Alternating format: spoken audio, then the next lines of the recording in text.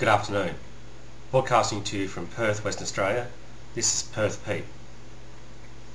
This afternoon I have good news and bad news, but more about that later. In my 7th video posted here on YouTube, I talked about in my lifetime how I'd like to see 10 things happen. One of the things that I listed then was to see a total ban on the manufacture, stockpile and use of nuclear weapons and landmines. If I had thought about it at the time, I should have included the use of cluster bombs, a total ban on the use of cluster bombs, a total ban on their manufacture and stockpile. Some of you may not know what cluster bombs are.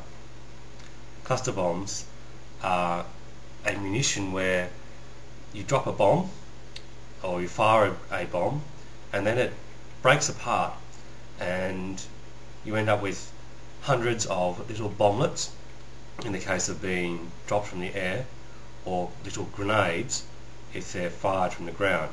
And these bomblets or grenades are about the size of these 2 cakes of soap. So what's the problem with cluster bombs and cluster munitions? Well, firstly, their mere method of deployment is horrendous.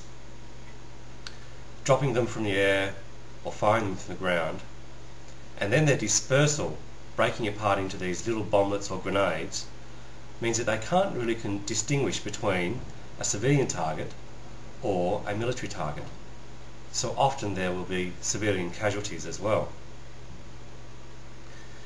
Then the other problem that happens is that a lot of the time these little bomblets or grenades don't explode upon impact.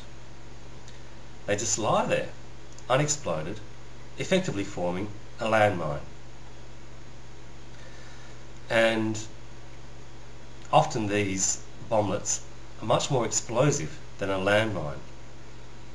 So you can imagine that the poor civilian whose house has just been bombed, or is going about his work in his fields, comes across one of these bomblets and, yep, loses a leg, loses a life. So what's the good news?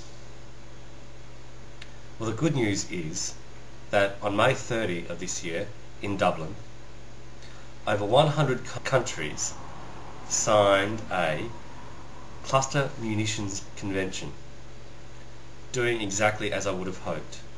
They have outlawed the manufacture, the stockpiling, the use of cluster munitions and bombs. Unfortunately, the bad news is that the main manufacturers of these weapons, and I'll list them: China, India, Israel, Pakistan, Russia and the United States of America, haven't signed up to the convention. Good on you guys, great thinking. You're not going to use them in your own areas, so you don't have to worry about the civilian casualties. The landmines or the landmine fields left to reduce people's output in agricultural areas. Good on you countries, well done. So, a couple of questions for you. Do you know if your country has signed up to this Cluster Munitions Convention? Do you know if they're going to ratify the convention in December of 2008? And will you be doing anything about it? I'll provide some links in the sidebar for people who are interested in more information about cluster bombs and the convention. Thanks for your time. Bye.